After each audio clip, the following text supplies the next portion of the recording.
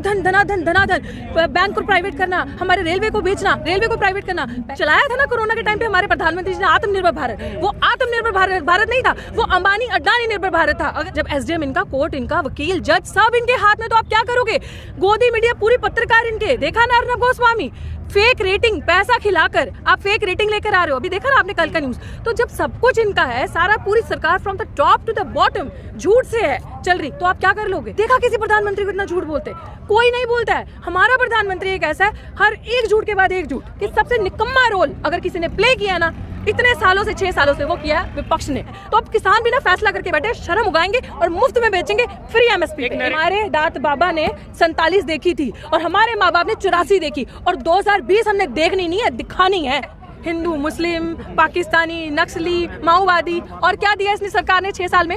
है स्पेशलिटी। भूखा कहेगा रोटी, कहेगा आतंकवादी, छात्र कहेगा नौकरी, कहेगा नक्सली। जब सवाल पूछोगे तो तुम नक्सली, तुम आतंकवादी, तुम माओवादी कहलाए जाओगे। जब इस सरकार से अपने हक की बात करोगे तब तुम इन सारी चीजों के साथ नवाजे जाओगे। लेकिन तुम झूठ बोलोगे तो बीजेपी की वॉशिंग मशीन में जाओगे धुल के बाहर। या अगर अपनी ही उगाए हुए जमीन में, वही ना, साडा कुत्ता कुत्ता, साडा कुत्ता टॉमी, साडा कुत्ता कुत्ता क्यों नहीं हो सकता? तो भैया आप ही का कुत्ता टॉमी क्यों होगा?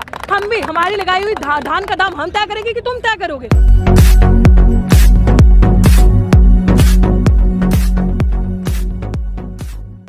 उन्होंने मान लिया है कि कानून में गलतियां हैं। मानना तो तभी तो बातचीत करी ना। अगर मानते ही नहीं कानून में गलतियां नहीं है जो उन्होंने बनाया, तो वो बात क्यों करते, डिस्कोर्स क्यों करते?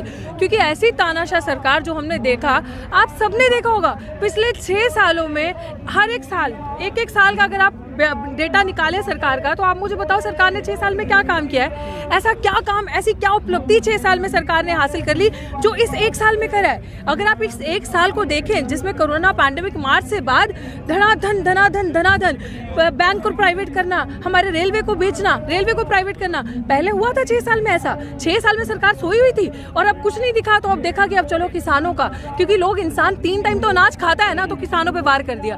तो ये सरकार को खुद पता है कि वो गलत कर रही है, लेकिन सिर्फ यही है कि आपदा में अफसर कैसे लिया जाता है वो इस सरकार से बेहतर कोई नहीं जानता। कि जब पता है, मुझे बहुत अच्छी बात है, ये आप सबको भी समझने की जरूरत है कि इस सरकार को हमारे संविधान पे बिल्कुल विश्वास नहीं है। अगर संविधान पे विश्वास हो और वो संविधान के तहत कॉन्स्टिट्यूशनल तरीके से काम करना चाहे ना, तो वो तर्क वितर्क में ऑपोजिशन जो है उसकी बात भी सुनेगी। जब आप ऑपोजिशन को नहीं सुनेंगे, क्योंकि सबको पता था कि सरकार इतनी ज्यादा चालू सरकार है, इतनी ज्यादा फासिस्ट गवर्नमेंट है कि उसको पता था कि इस समय ऐसा महामारी है, ये ग्लोबल पैंडेमिक है, इस समय कोई घर से बाहर नहीं आ सकता। सबके ऊपर लॉकडाउन लगा दिया। जहां इनकी रैलीज होनी है, जहां पे इनका प्रचार चलना है, वहां पे कोई लॉकडाउन नहीं, वहां पे कहीं कोरोना नहीं है। लेकिन इनको पता है आप लोग बाहर नहीं आ सकते, आप लोग अपनी आवाज नहीं उठा सकते, तो चलो इसमें जो जो बेचना है पूंजीपतियों के लिए वो बेचते जाओ। ये बड़ा चलाया था ना कोरोना के टाइम पे हमारे प्रधानमंत्री जी ने आत्मनिर्भर भारत। वो आत्मनिर्भर भारत नहीं था, वो अंबानी अडानी निर्भर भारत था। अगर आप सोचें, क्योंकि सारा कुछ पूंजीपतियों के हाथ में दे दिया जाएगा तो वो आत्मनिर्भर नहीं रहोगे आप ऐसे पूंजीपतियों के ऊपर निर्भर हो जाओगे कि वो जैसे कुत्ता और मालिक का होता है कि रोटी डाली तो खाओगे, रोटी नहीं देगा तो नहीं खाओगे। तो ये किया है सरकार ने। कह रहे हैं कानून किसानों के फायदे के लिए है, वो दरअसल समझ नहीं रहे हैं इस बात को। विपक्ष जो है भ्रमित कर रहा है उन्हें। मैं कह रही हूँ इतना फायदा है उसमें, हमारा किसानों का इतना ज्यादा फायदा है कि आप कॉन्ट्रैक्ट सिस्टम बांध दोगे। कॉन्ट्रैक्ट सिस्टम बांध दिया, आप समझ रहे हो जो कॉन्ट्रैक्ट दूसरा बिल पड़ा है ना, जब कॉन्ट्रैक्ट फार्मिंग होगी तो आप मुझे बोलेंगे गेहूं लगाओ, आपका गेहूं या जो भी धान आप मुझे बोलेंगे वो लगाने के लिए मैंने लगा दी वो धान। कल को आप मुकर गए, आपने उस प्राइस पे मुझसे नहीं खरीदा क्योंकि सरकार एमएसपी की गारंटी दे रही है, नहीं दे रही ना, जो हम मांग रहे हैं, जिसको हम कह रहे हैं लॉ बनाइए, नहीं कर रही ना। आपको मैंने एम्प्लॉय रखा, आपने मेरे से कॉन्ट्रैक्ट साइन किया, मैं हूं पूंजीपति, आपको मैंने 25,000 रुपए रखा, मैं एंड में आपको 10,000 देती हूँ, क्या लड़ लोगे आप मेरे पे? लड़ सकते हो? नहीं लड़ सकते। उस बिल के अंदर पढ़ो, आप कोर्ट तक नहीं जा सकते हो। क्या कर लेगा एसडीएम? जब एसडीएम इनका, कोर्ट इनका, वकील, जज सब इनके हाथ में, तो आप क्या करोगे?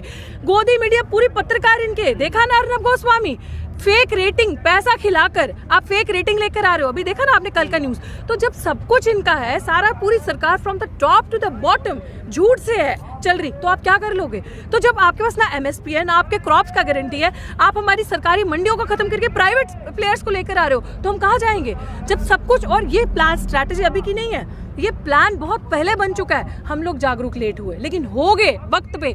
ये किसान आंदोलन ही, ये जन आंदोलन बन चुका है। वो भी हम इतने सही मूवमेंट पे, इन्होंने सोचा नहीं था ये वाइब्रेशन होगी मूवमेंट के अंदर, ये इनकलाब होगा। क्योंकि इनको लगा मोदी जी हर काम रात को करते, हर जुमला फेंका, थोड़ा बहुत चिल्लम चिल्ली करेंगे, खत्म हो जाएगा। जैसे CA/NRC के टाइम पे पूरा आंदोलन कोरोना के डर से हटा दिया, इनको लगा यहाँ पे भी ऐसा होगा। लेकिन ये सोचा नहीं था इन्होंने कि यहाँ पे ये हाल होगा किसानों का, कि किसान अभी देखो आप क्या है, 40 किसानों ने, जत्थेबंदियों ने, जितने भी लीडर थे, दिया ना मोदी जी को पत्र लिख के, दिया ना गवर्नमेंट ऑफ इंडिया को। तो कैसे कोई देश का प्रधानमंत्री कह सकते हैं कि आधे किसान खुश हैं? यही बावली वो पड़े जो पंजाब के, महाराष्ट्र के, जो यहाँ पे आके बैठे। देखा किसी प्रधानमंत्री को इतना झूठ बोलते?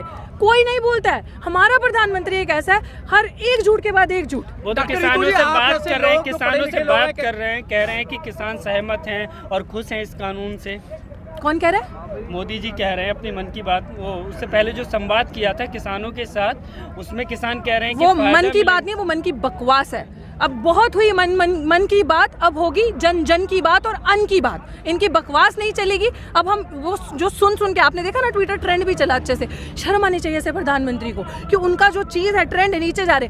अब ये किसानों की बात करते हैं, मैं यहीं पे ये बोलना चाहूँगी, इनसे बर्दाश्त नहीं होता कि हम किसान के बच्चे जो यहाँ पे खड़े हैं कैसे अच्छा बोल रहे हैं, पहन रहे हैं, मतलब जली फूकी पड़ी है। आप मुझे बताएं कि ये जो है एक ट्विटर ट्रेंड तक तो आपसे चलता नहीं। आपकी IT सेल पे एक किसान का बालक बच्चा भारी है पूरा, एक किसान का बच्चा ट्विटर ट्रेंड कर रहा है वर्ल्ड वाइड, आपसे वो तक हो नहीं रहा। और सबसे बड़ा मैं आपको चीज बता दूं, एक सेकंड में आपके सवाल पे भी आ, सबसे बड़ी चीज मैं बता दूं कि सबसे निकम्मा रोल अगर किसी ने प्ले किया ना इतने सालों से, 6 सालों से, वो किया है विपक्ष ने। सच में विपक्ष क्या होता है? आज विपक्ष कौन है? हम जैसे छात्र, हम जैसे स्कॉलर, हम जैसे स्टूडेंट्स, हम जैसे टीचर्स, आज विपक्ष का रोल हम प्ले कर रहे हैं। विपक्ष क्या था? अगर विपक्ष का रोल 6 साल पहले, 70 साल राज करने वाली पार्टी आज अपने अस्तित्व को खोज रही है। 70 साल आज क्या काम है विपक्ष का? कि आकर हमारे साथ बैठे, हमें सपोर्ट करे। CA/NRC का मूवमेंट हुआ तब विपक्ष कहाँ गया? कहीं नहीं था विपक्ष। उसके बाद छात्रों का मूवमेंट हुआ, विपक्ष कहाँ था? कहीं। JNU के टाइम पे कहीं विपक्ष नजर नहीं आया। उसके बाद सितंबर में प्रधानमंत्री के जन्मदिन के दिन हमने राष्ट्र बेरोजगारी दिवस मनाया। कितना बड़ा मूवमेंट था, वर्ल्ड वाइड ट्रेंड कर रहा था प्रधानमंत्री के जन्मदिन के दिन। तो आप सोचो कहाँ था विपक्ष? तब भी विपक्ष नहीं था। तो सबसे निकम्मा जो है वो हमारा विपक्ष है। आप सोचो 70 साल राज करती पार्टी जो अपना अस्तित्व खोज रही है, उसको आज हमारे साथ खड़ा होना चाहिए। अन्ना आंदोलन कैसे चला? अन्ना आंदोलन जब चला था, लोगों के अंदर एक वो जागरूकता आई थी, लोगों के अंदर एक ऐसा यलगार आया था, उनको लगा था कि अब कुछ बदलाव होगा। लेकिन जो पार्टी अन्ना को लेके, पता चला अन्ना कहाँ गया, कहाँ से अन्ना आए और कहाँ गए, और कौन पार्टी राज कर रही है। तो ये होता है विपक्ष का। विपक्ष ऐसा होता है। बीजेपी ने तो वाकई में विपक्ष का रोल तय किया, लेकिन हमारा विपक्ष क्या कर रहा है? आज हमारा सवाल है, उसको आज हमारे साथ आगे खड़ा होना चाहिए। क्यों छात्रों का आंदोलन फेल हो जाता है? क्यों छात्रों का आंदोलन ज्यादा देर तक टिकता नहीं है? छात्र हो गए, किसान हो गए, या CA/NRC का, क्योंकि हम लोग कमजोर फील करते हैं। हम लोग एक एंड पे, हम लोग आवाज ही उठा सकते हैं ना, हम लोग तो लड़ ही सकते हैं। लेकिन जो पार्टी में बैठे वो क्या कर रहे हैं? सब कुछ मुफ्तखोरी में चाहिए इन मंत्रियों को।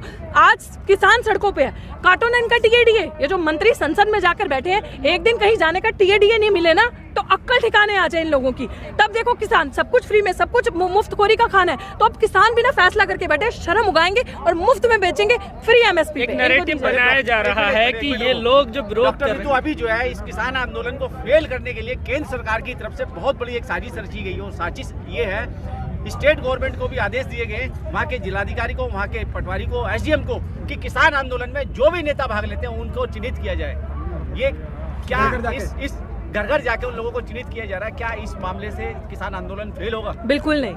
इट्स नॉट मंत्रीज मूवमेंट, इट्स नॉट नेताओं का मूवमेंट, इट्स नॉट सरकार मूवमेंट, इट्स जनताज मूवमेंट। ये मास मूवमेंट है, ये जनता का प्रोटेस्ट है, जिसमें हम जैसे स्टूडेंट एक्टिविस्ट हैं, स्कॉलर्स हैं, टीचर्स हैं, जिसमें हर एक किसान, बड़े से बड़ा लेके 70-80 साल का बूढ़ा, माएँ बहनें, बच्चा किसान 30 साल की उम्र का, सब हैं। तो ये मास का मूवमेंट है और ये कॉन्स्टिट्यूशनल राइट है हमारा, right to protest, peaceful protest. और यहाँ पे आपने देखा होगा, आपने 30 साल के बाद ऐसा नमूना पेश हुआ है, ये एग्जाम्पल है, ये हिस्ट्री कायम करेगा। वही हमने बार बार कहा है कि हमारे दाद बाबा ने 47 देखी थी और हमारे माँ बाप ने 84 देखी, और 2020 हमने देखनी नहीं है, दिखानी है। और ये ऐतिहासिक मूवमेंट है और ये बहुत पीसफुल मूवमेंट है। और ये इस तरह का एक सबके सामने एक ऐसा चलता आ रहा है नज़ारा, चाहे वो टीकरी का हो, चाहे वो सिंघू बॉर्डर का हो।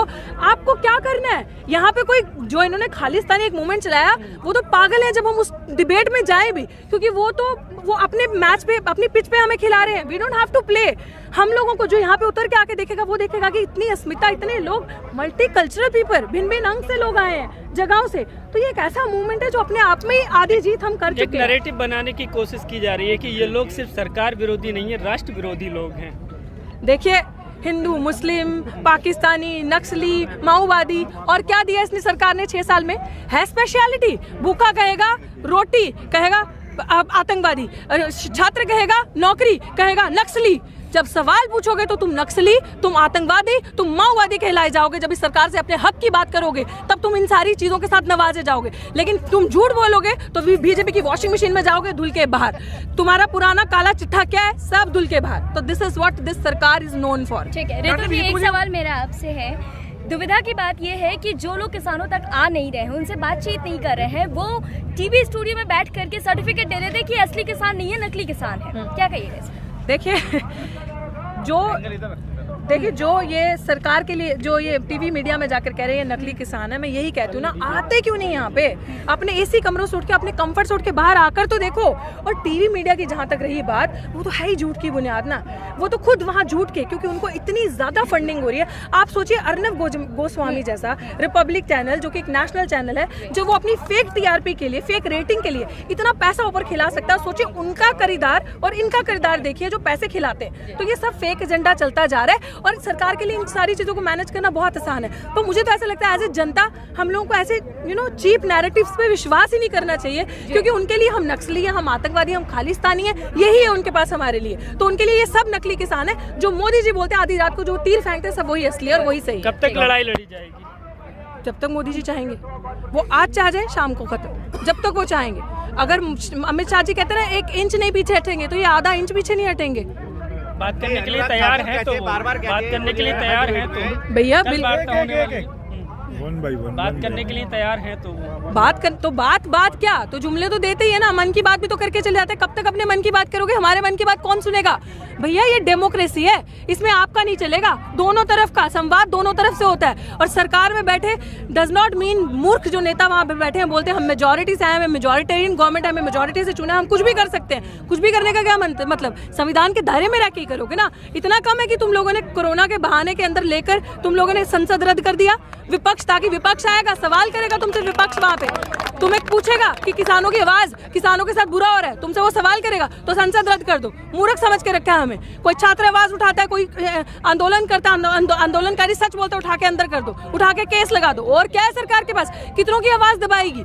तो इसीलिए मैं आप सबकी बातों का यही सवाल है कि एड्रेस करने का सिंपल रीजन है कि जब तक विपक्ष अपने आप को विपक्ष नहीं समझा, क्योंकि आज छात्र जो है, स्टूडेंट जो है, हम जैसे एक्टिविस्ट जो है, वो विपक्ष है, वो विपक्ष का रोल प्ले कर रहा है। शर्म आनी चाहिए ऐसे एसी कमरों में बैठे हुए लोगों को, जो सिर्फ आते हैं लोकसभा चुनाव अभी दूर है ना, तो ये लोग क्या करते हैं नेतागण, माइंड मत कीजिएगा। मैं एक चीज बता रही हूँ, ये सिर्फ जब लोकसभा चुनाव पास आ जाए ना, तो बड़ी बड़ी मैनिफेस्टो, ये कर देंगे, वो कर देंगे। आज से तैयारी करो ना। आज जब भूखा रोटी मांग रहा है, कल दोगे उसको 4 साल के बाद जब वो मर जाएगा, हड्डियां खत्म हो जाएगी, आज दोगे उसको रोटी। तो विपक्ष को अपना रोल समझना बहुत जरूरी है। अगर विपक्ष भी इस तरह से साथ दे, ये जो नेतागण पार्टी के बैठे हैं, ये भी अगर उतर के सड़कों पे आए, 4 दिन रहो ना सिंगू बॉर्डर पे। हम ही क्यों आए? तुम लोगों को सब कुछ मुफ्त में मिलता है ना, बिजली, पानी, घर, घोड़ा, गाड़ी, हम लोगों को तो नहीं मिलता ना। तो अगर बैठो हमारे साथ, चुन के हमारे लिए बैठे हो, वहाँ पे ऐश करने के लिए बैठे हो, तो this is what they need to understand. लेकिन सरकार तो अभी भी पढ़े लिखे लोग ही किसानों को बरगला रहे हैं, आप जैसे लोग। हाँ, तो अच्छी बात है ना, पढ़े लिखे लोग किसानों को बरगला रहे। इनके जैसे अनपढ़ गवार लोग देश को बेच तो ना रहे, बेड़ा गर्क तो नहीं कर रहे ना देश का, इनके जैसे बैठ के वहाँ पे। तो अच्छी बात है कि हम बरगला रहे हैं, हम सच की तरफ बरगला रहे हैं, और हम लेकर जा रहे हैं सही की तरफ। क्योंकि ये डिमांड है कि भैया अगर अपनी ही उगाए हुए जमीन में, वही ना, साडा कुत्ता कुत्ता, ताड़ा कुत्ता टॉमी, साडा कुत्ता कुत्ता क्यों नहीं हो सकता? तो भैया आप ही का कुत्ता टॉमी क्यों होगा? हम भी, हमारी लगाई हुई धान का दाम हम तय करेंगे कि तुम तय करोगे? तो अगर हम अपनी लगाई, मतलब मैं जमीन में जाऊं, दाम भी लगाऊं, मार्केट से लेकर भी आऊं, और उसका तय करोगे, उसकी बोली लगाओगे तुम, बेचोगे तुम, तो मुझसे खरीद लोगे जितना मर्जी स्टॉक। मैं फिर भी बंधुआ मजदूरी रहा ना, बाउंडेड लेबर रहा अपने किसान में, अपने खेत में।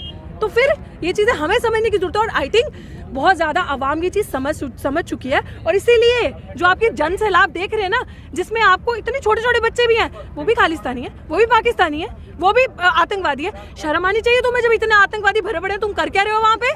रिजाइन दो, हाँ रिजाइन दो। तुम्हारी IT सेल क्या कर रही है?